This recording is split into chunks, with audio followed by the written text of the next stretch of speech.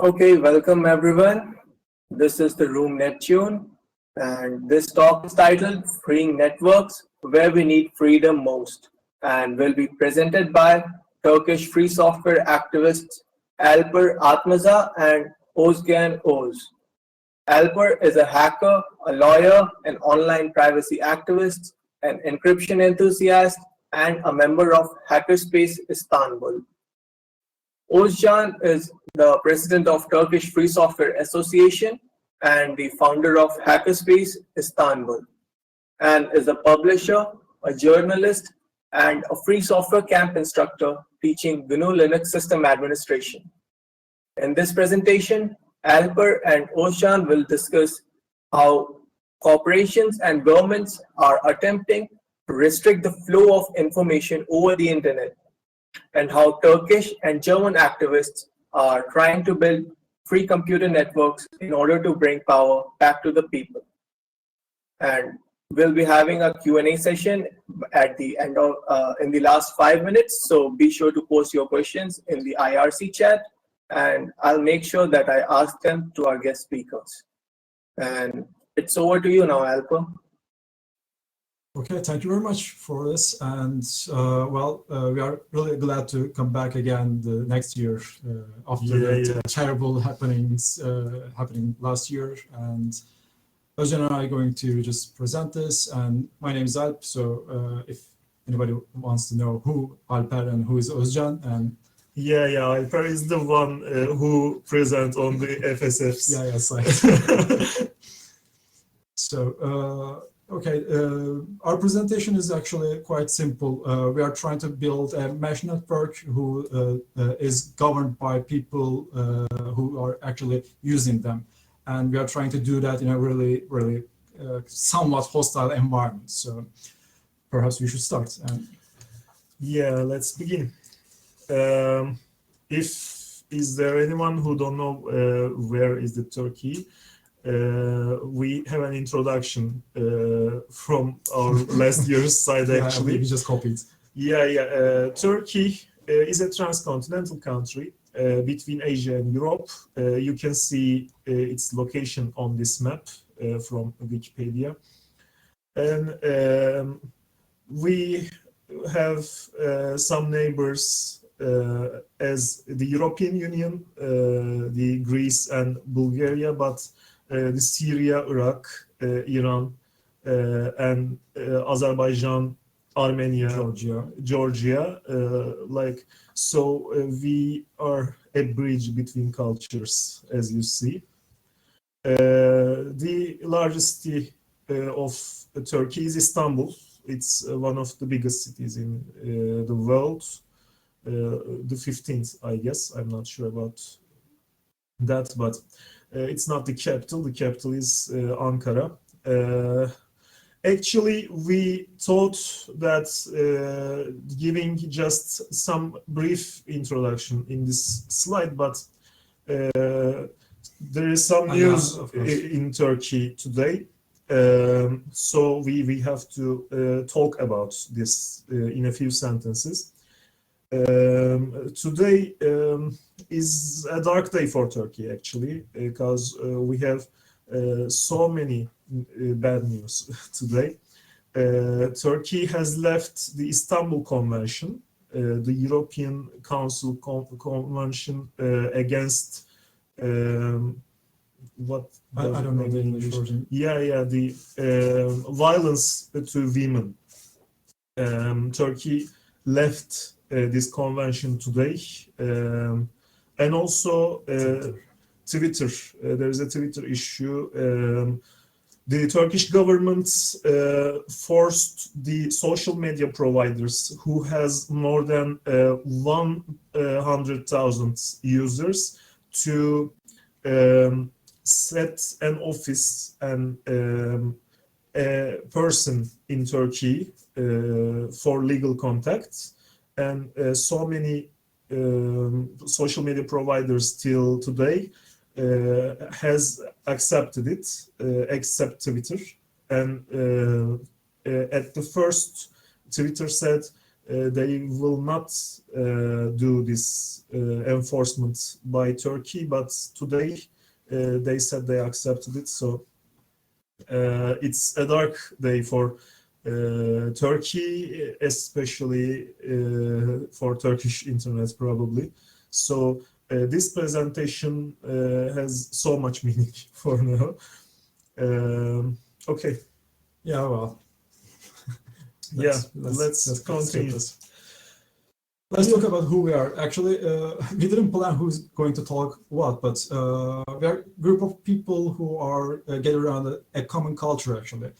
And I'm introduced as a hacker, but it's actually my second nature. As a profession, I'm a lawyer, and Özcan is a linguistic, a publisher. What else? Yeah, a soup. Yeah, as Free Software Association in Turkey, we have a lot of people coming from different grounds, and we are aiming to just actually bridge all that different views and backgrounds into the software freedom struggle, actually. So, and that's what actually makes us unique, because most of the time people who actually came across with Free Software Association in Turkey, they accept us to be programmers, network managers. I don't know what else you can think about as an IT job, and they are quite surprised that actually a minority of us actually probably working in those areas. And Özcan can maybe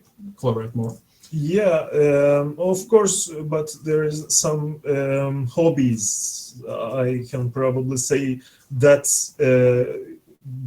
get us together. Like we are, some of us are amateur radio enthusiasts, like ham radio operators, and some of us are like the smell of solar when they were child. That's me.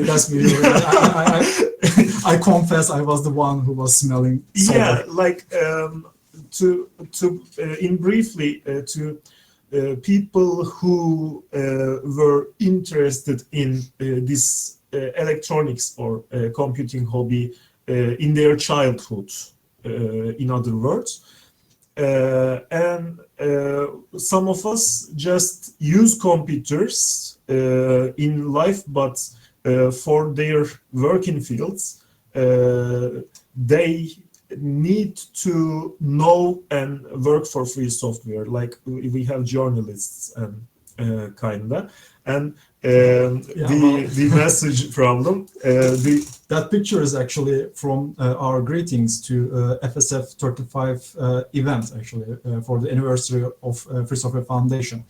And we encoded a secret message at the end of our greeting. And we were thinking that nobody decoded that until this moment. And Ian told us that at least one person has decoded that message. And that message encoded into this, actually. And we're actually quite surprised that not many people just managed to just see that. Yeah. And if you are wondering what it is, you can go check it out and maybe try to decode it, and we would be glad to have some other people to see that message too. It's quite cool, by the way. You just decode the sounds. Yeah. As a tip, it's SSTV. Yes. Okay. And so actually, the problem is actually, since we are going to talk about networks, Wi-Fi, RF, and everything, we also think that it's a good idea that we make sure that who we are not actually.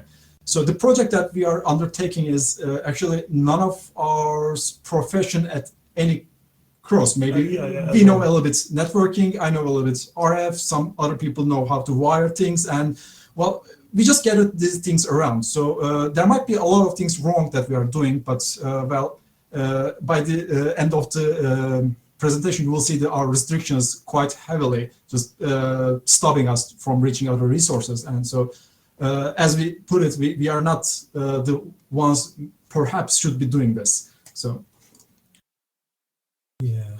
Oh. In Turkey, around the hacker communities like the Hackerspace and other free software enthusiasts, etc., mesh networking is always an urban myth. It's the real definition, I guess, because everybody thinks that it can possible, and everybody wants to make it.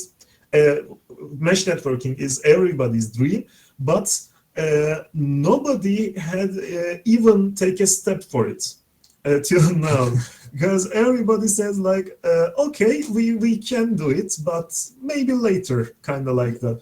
Most of the time, they're actually, how can I express this? But they're spreading ideas, like, just we can use Wi-Fi, microwave, we can just, wire things around, Wi-Fi routers or special hardware antennas and everything.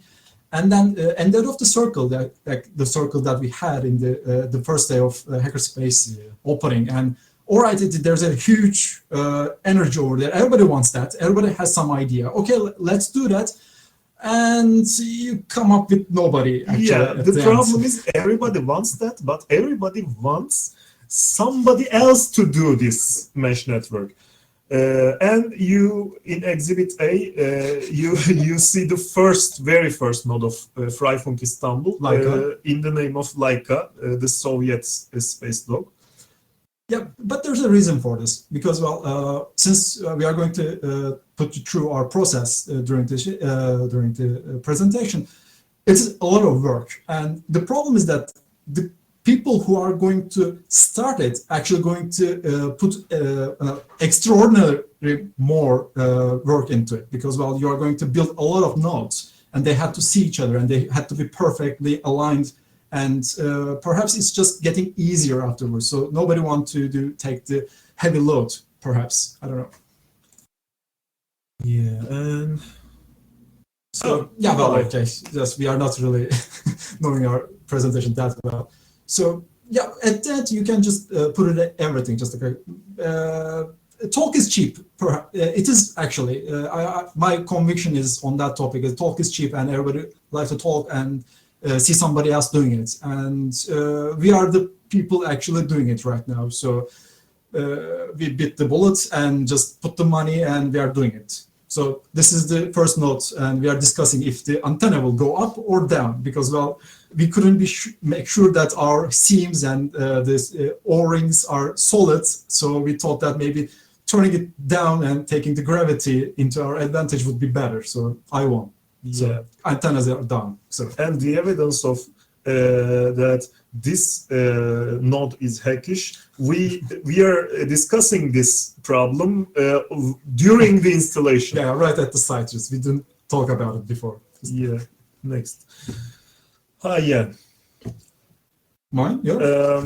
It doesn't matter. You are seeing the Istanbul Surveillance Center on the left side. It's called MOBESE. It's I don't know. Yeah, it's an acronym. And the Turkey has a surveillance culture, actually, and politically, it's involving in the technological spheres. Like our internet is monitored right now, and also our streets are monitored. Like we have to provide some code when entering some place, kind of like that. And the empire of surveillance had begun in the latest years.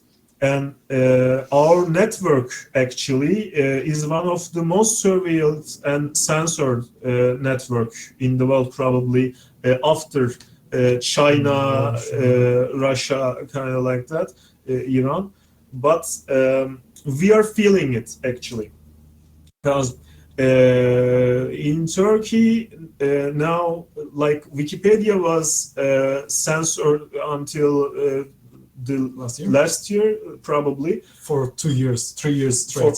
For 3 years, and also YouTube, like other social media, Twitter was banned sometimes. Even GitHub has been banned in Turkey for a while, because the Alper will introduce it in details, but our law on internet caused this issue. So actually, this has a how can I say, a societal problem also, because well, since these kind of devices, the surveillance devices, control mechanisms actually in place, people who are living under them is actually how can I say, absorbing the idea, and they actually believing that those kind of things actually either protect us or actually protecting right that moment and or going to be someday. So culturally it's become an obstacle to do something, how can I say, liberating through that obstacle. So if you say somebody that you can have a free Wi-Fi without an encryption, they would be afraid of it. How can it be if somebody goes there and do something? And then because, well, that is a problem. And the cause of the problem is a single law, actually. Yeah. Right. So, how can I pronounce the 5651? Okay. 5651 is the code is responsible for all of it. 5651. Yeah, 5651. Okay, and the numbers. So basically, it's a law to prohibit and punish criminal acts done or just prepared on the network itself or the internet. So it had a kind of expected background, actually. It just give the people their ability to just remove some content from internet, like search engines, like YouTube or social media services, so they can protect their own private lives and their images or their thoughts. So this is something positive, actually. This allowed a lot of people to just remove harmful, hateful content about themselves from the internet. But the code actually heavily amended several times, and each time how can I say,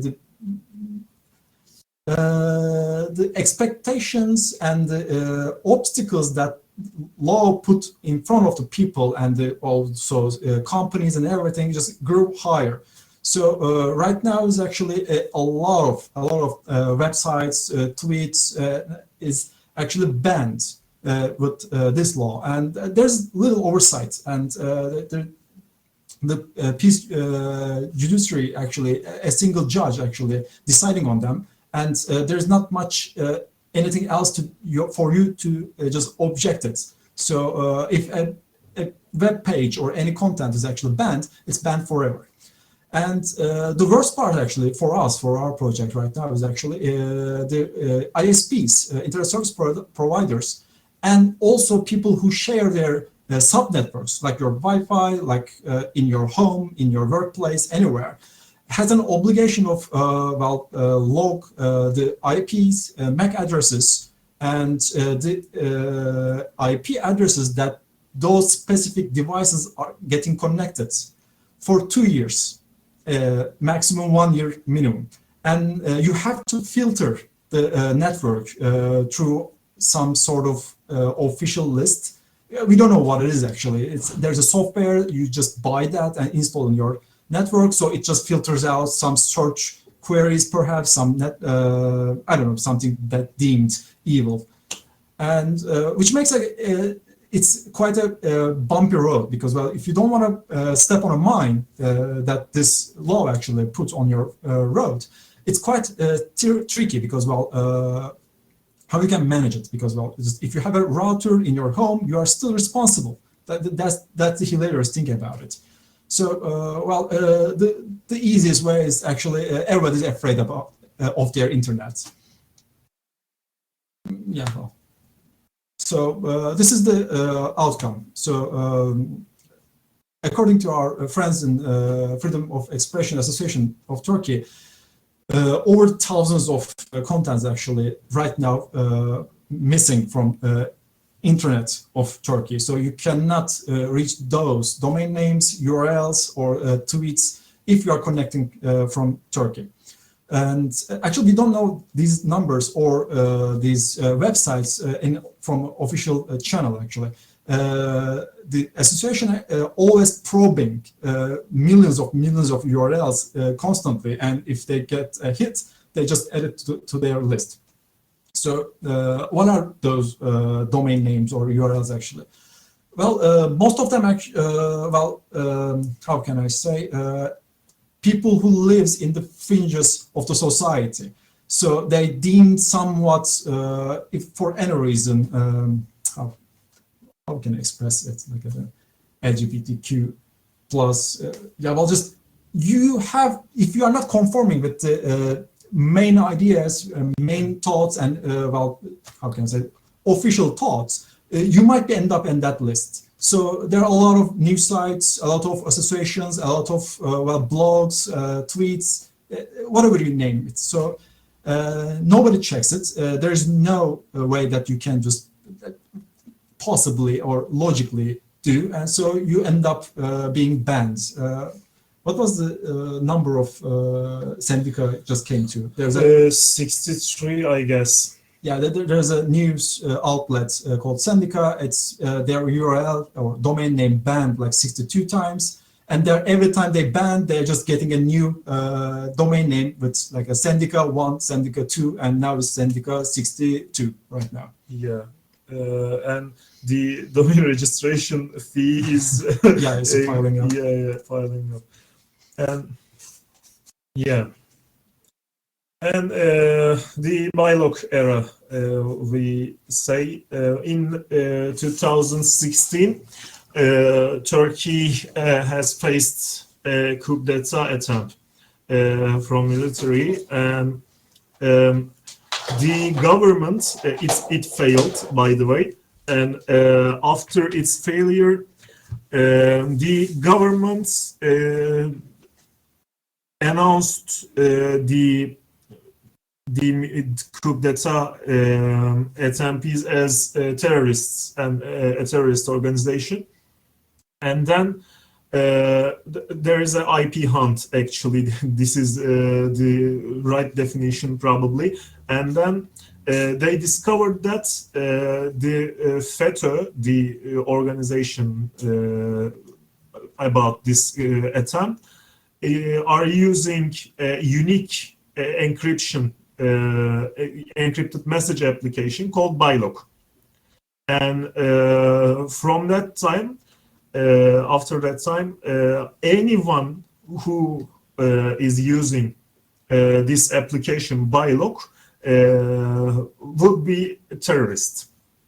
And then they discovered people from their IP logs, like you have an internet connection in your home, and depending on the 5651 law, they just check your IP's connection logs, and then if there is a connection to BILOG servers, you are a terrorist now, and you will end up in prison.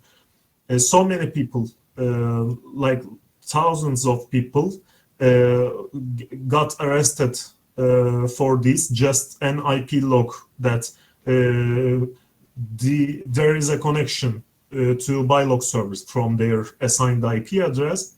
And after a while, it's discovered that some people just cracked their wireless networks and used that, kind of like that. And this caused a fear in our communities, because like you did nothing but using an like messaging application, then you're a terrorist now. So we just thought that what if they do the same thing to Signal, I guess, or Telegram. Then if they say everybody who are using Telegram or Signal is terrorist now, so we will be terrorists. And this after that, also the pro-government side said if we can detect terrorists and eliminate them, we have to surveil all the networks, because it's easy. And then so many people start to accept the surveillance, and because if they reject, they would blamed as terrorists or criminals. So as a proof of innocence, they said, yeah, okay, you can surveil me and look everything. I'm innocent, kind of like that. This is something that just reinforced the previous fear actually in society. So before then, like even though there's the law, people were sharing their Wi-Fi connections, the neighbors just sharing their internet and everything. But from that time on, anything that is registered in your name, which is obligatory, because well, you cannot have a cell phone, an internet connection, anything actually connected without showing and registering a national ID. So anything that is on your name is actually becoming a threat to you. So if your neighbor comes, if your friends comes, you don't know what happens, and if anything gets pinged from your network, you are the first people who is going to ask what it is. So that became a fear. So. Yeah. Oh, that's it. So don't think that this is a local problem, because while we are just generating or just like making this presentation, we thought that we shouldn't be alone on this topic, and we thought that we are not. So this is not a problem in a faraway country with a funny name.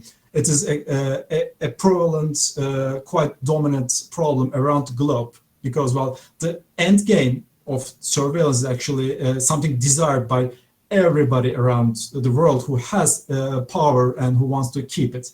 So in the United States, the net neutrality is about to end, and probably you know what happens if your data comes into hands of corporate network databases. So it's going to get sold, and NSA and well, China, Russia, Iran, North Korea, and those are not countries in a different planet. They are just quite heavy-handedly shaping the political sphere of world, and they are thinking about these nationalistic intranet ideas that they reign their networks, and they have the right to regulate whatever on it. So they claim to have a say in people's communications. So this is not something far away from anywhere in the world.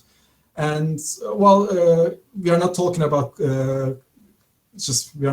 countries only, but the corporations are actually quite a big culprit in this scheme. And if we are using still Gmail or still using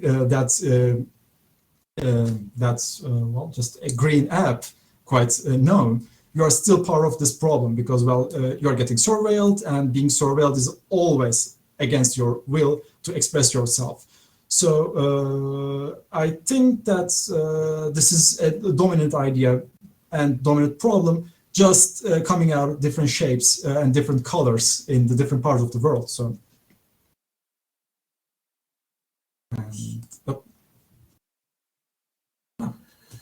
There's a special thanks.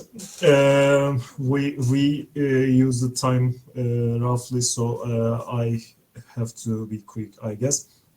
Like the early internet technologies, democratic institutions, human and social connections, especially any kind of communication, were decentralized in the early days, and we didn't want it to keep, not we, I mean humanity, because the capitalist corporations want to be monopoly, and they want to be centralized, but we know it was decentralized, and it can be. So we want to thank to them that the people in the early days who can like show us how things can be decentralized. So the next one, yeah. Maybe we can skip this early FAQ. Yeah. We talked. Yeah, we talked a lot. Just skip it.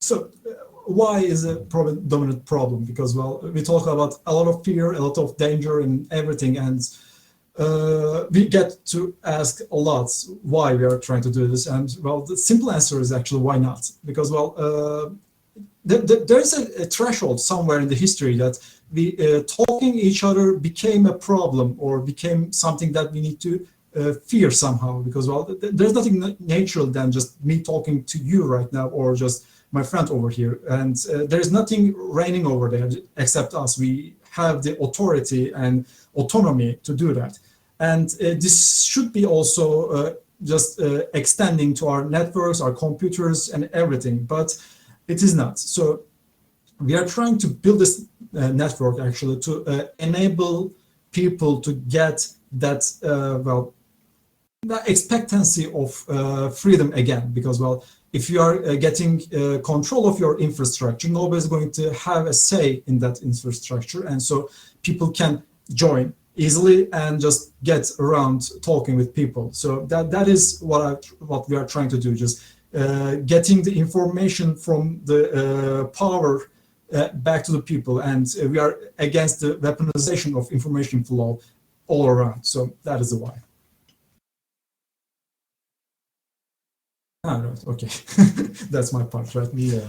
Okay, so, well, yes and no, because, well, it's my original saying, and the entropy in Turkey's law system hits maximum entropy, and now just the input of legal system doesn't relate to output, so you can just use the same arguments over and over again, and you will get totally different outcomes, resolutions from that. So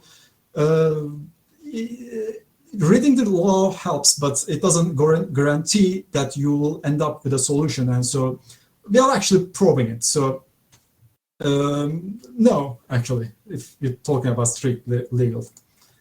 So we come up with some legal shenanigans. So so we are going to open our hands now. So, well, the law says if you are obligated to just log your connections, that's it. And, well, probably 99% of people in Turkey doesn't have capabilities or finances to just have that, well, hardware, software, and capabilities. So the law says if you're not charging for your connection, like if you're a cafe and or your home network, if you're not charging the people who are connecting your network, you're still obligated to just do everything the law says, but it doesn't come up with a punishment for it. So in legal terms, or well, how can I say, just like in a school of criminal justice, if there's no punishment, there's no crime.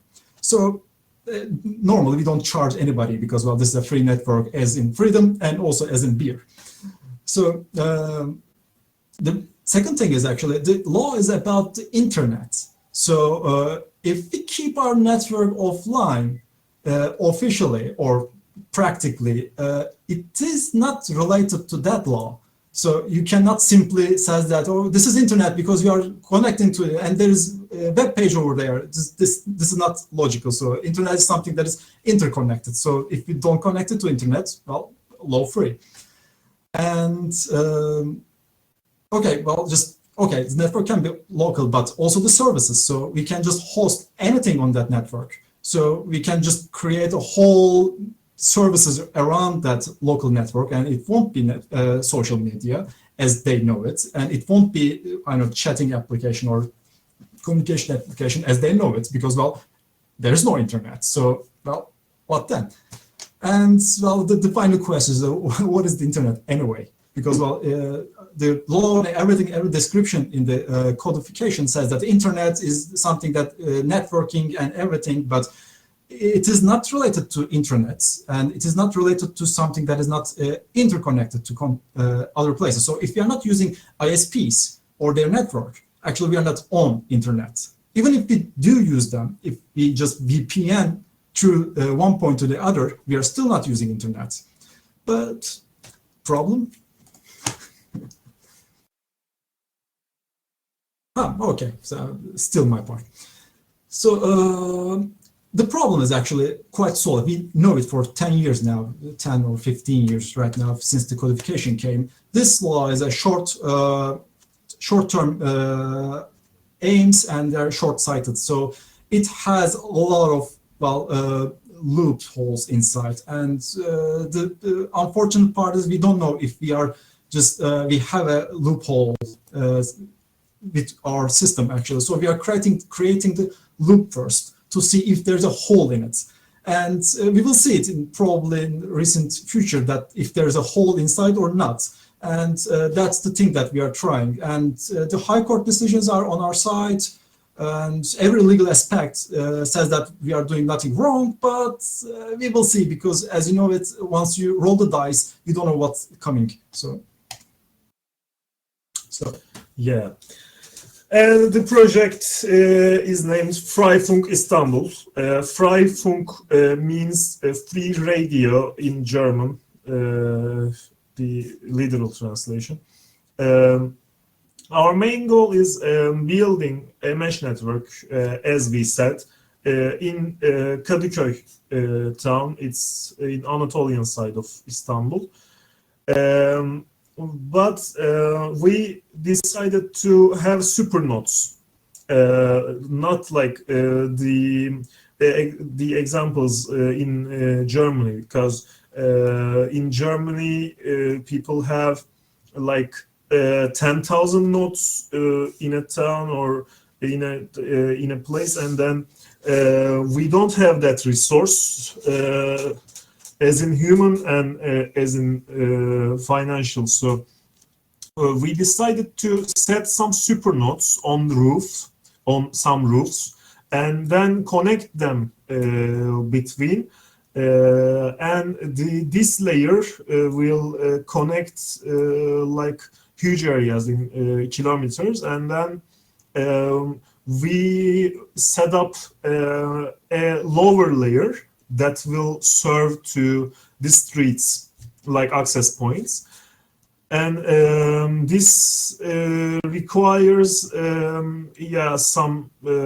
something like high rooftops, because especially Istanbul is a huge city, and so many buildings around here. So like if you set up a super node on a roof, it's probably do not have a range more than like 100 meters probably. And of course we have secure access power and network, because we want to give internet connection on our Freifunk network. So the super nodes probably need to give internet access, and then we need to have power to run these nodes, and these are the requirements. And yeah, yeah, what have we done for now? Not much actually.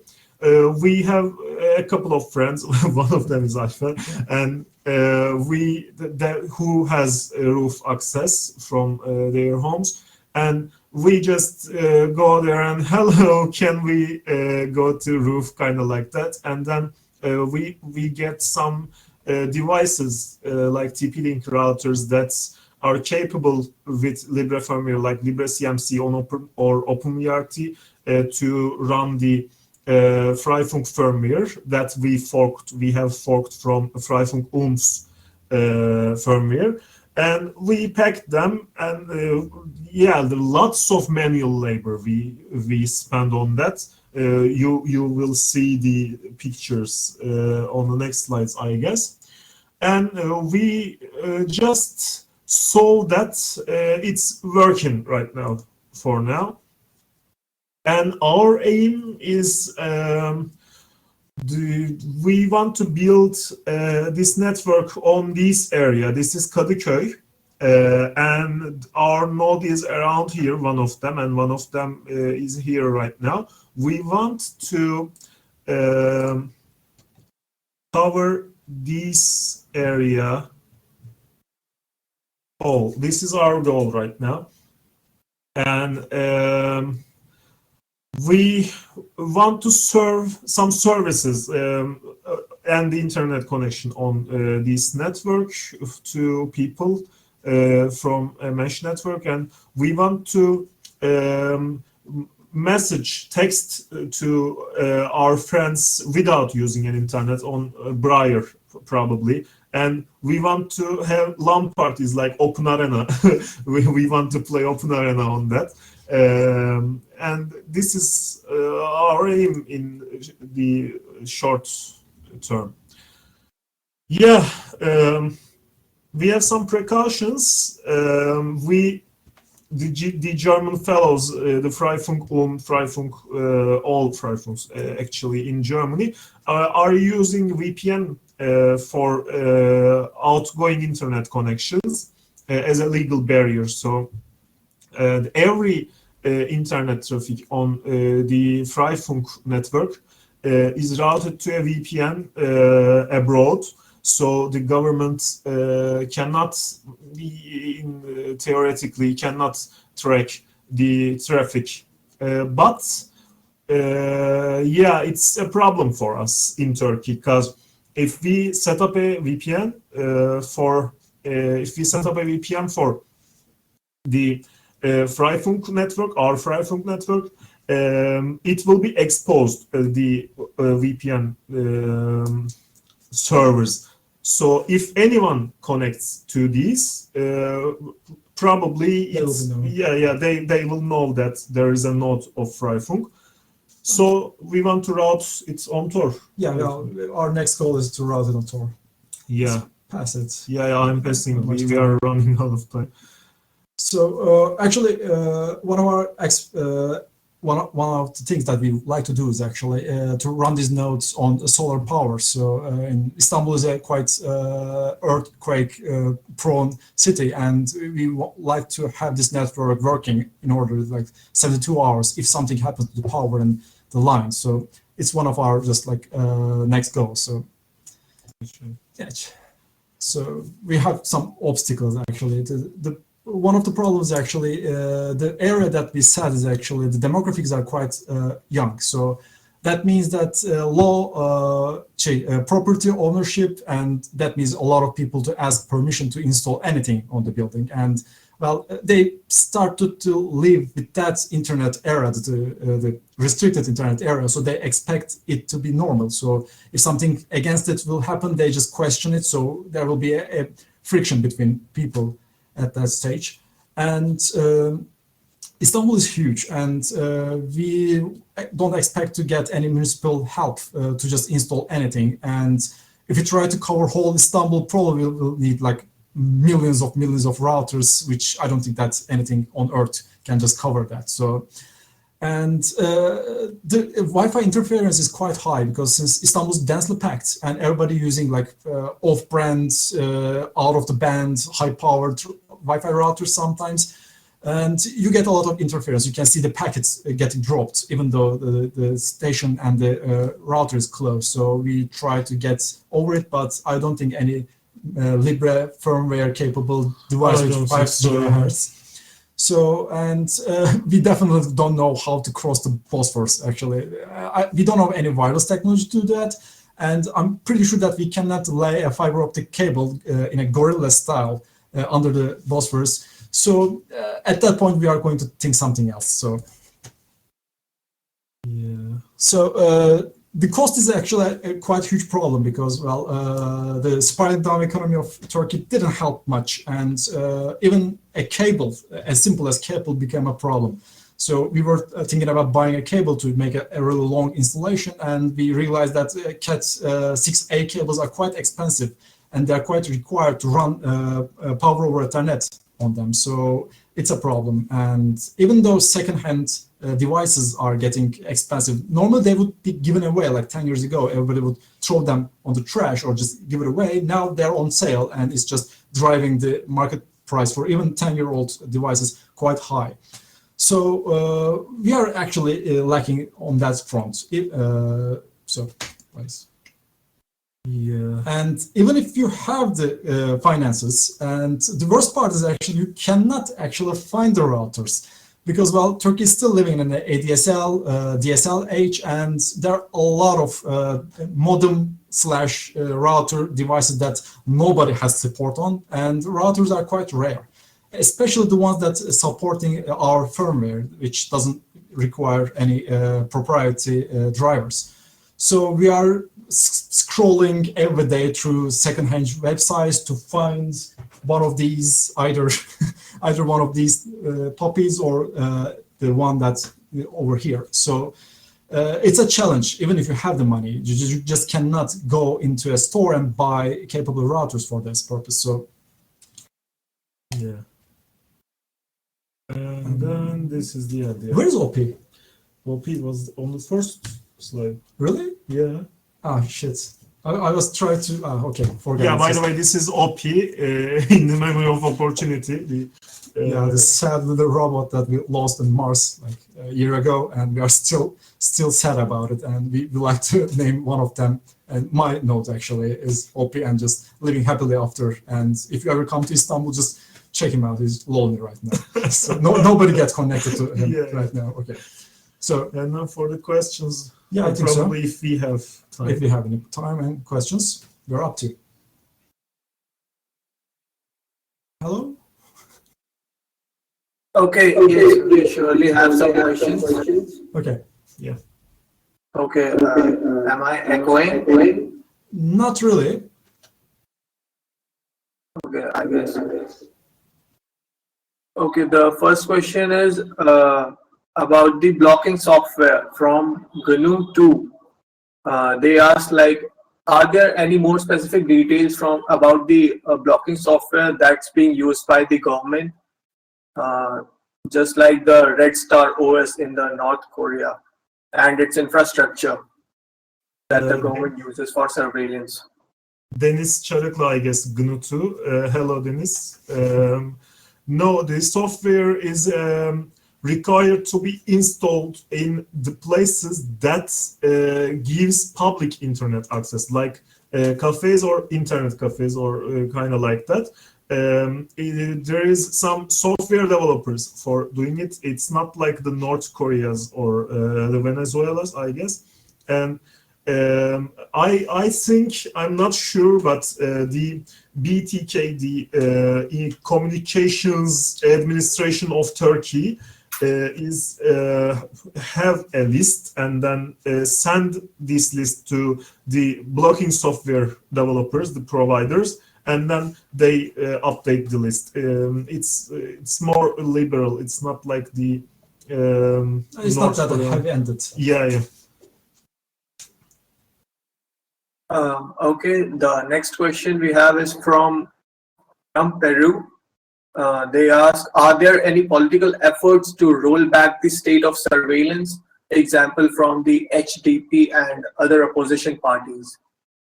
Yeah, well, not much really, because, well, if you think about the turmoil going on, this is a secondary or maybe down on the list, because, well, there are a lot of problems right now, and right now, just at that moment, just like probably 200 meters away, probably hundreds of women actually protesting right now, and because their lives on the stake, and the internet freedom or network freedom or communication freedom is actually low on the list. But, well, we think that is a major thing, because, well, you cannot have freedom without a free software, without free network, without freedom in general. So, well, they don't do much. They do say something sometimes, but they are on the, well, how can I say, the mainstream side, because if Twitter gets blocked one day, they are going to just say, oh, you cannot block the Twitter, but they are not going to name or just any other problem with the centralized systems like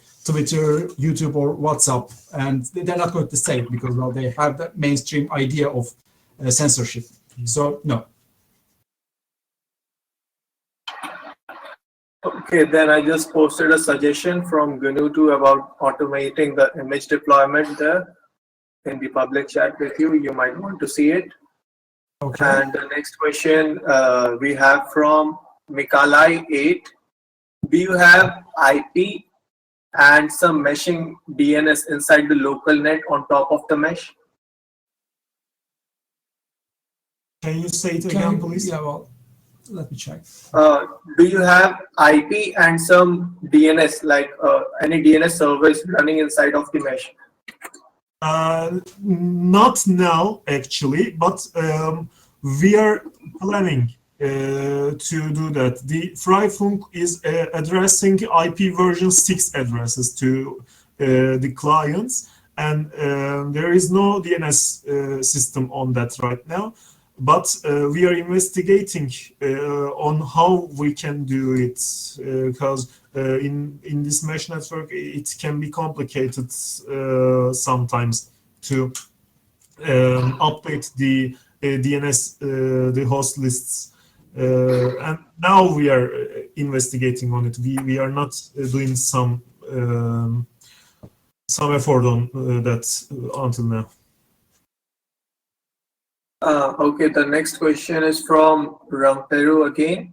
They ask, Ad Nauseam is a browser extension that constantly makes random background searches on Google, Bing, etc. in order to poison ad data collection. Would the same approach have been any use in combating the bylog style crackdowns? Well, people use a lot of countermeasures locally, and this stretches from using random commercial VPNs to Tor, or just not using internet at all for just something major. So, well, a lot of browser settings like Brave and Tor browser, IPFS, they have a native browser. There are a lot of technologies actually utilized by people randomly against surveillance. That's a commonplace, okay. Especially when social media down. If Twitter gets blocked tomorrow, you will see a surging VPN connections from Turkish networks to Europe. Yeah. Okay, the next question we have is from Valerio, and they ask, are there visible light communication devices on your network?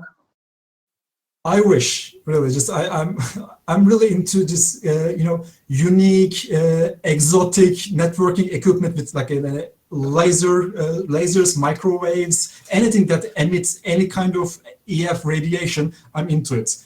But Istanbul is quite foggy and the humidity is quite high. And there are a lot of seagulls and pigeons running around. I don't think that a laser communication device between nodes would be logical. But right now we have two nodes running and they're a little bit apart from each other. And I think we may try to link them with an external device aiming a laser, because they have a line of sight and radio waves doesn't help that much in this interference. But if you know anything that we can use cheaply and easily deploy in an outdoor setting, we would like to hear it. Okay, next, again a question, and they're not sure. It's from Mikalai 8 again. They're not sure if it's a question or a comment, and they suggest when you're disconnected, some approach to DNS naming location is needed to find the local services. So how is that handled? Yeah, normally Freifunk uses this with use of a VPN server. So every node is actually connected to a central server, and it just handles the DNS and everything. And we cannot just accept that because it will be a central point of failure in our settings. So we will try to find something, but we are in an experimental stage on it. And we have some ideas, but probably it will take too long to discuss them right now. So we will be on the chat, so we can just go further into that. Okay, and the last question is from Elusive. They ask, is there anything in particular we can do to help from afar? Yeah. Actually, I can explain. We are very lack of hardware. So you can send us hardware like the If you're not using one of these, please send us. Yeah, routers or probably any kind of networking equipment that we can use on a outdoor mesh network.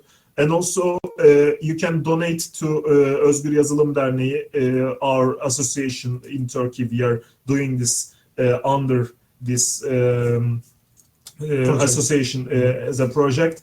The website is oyd.org.tr, like in my email address. I'm drawing it.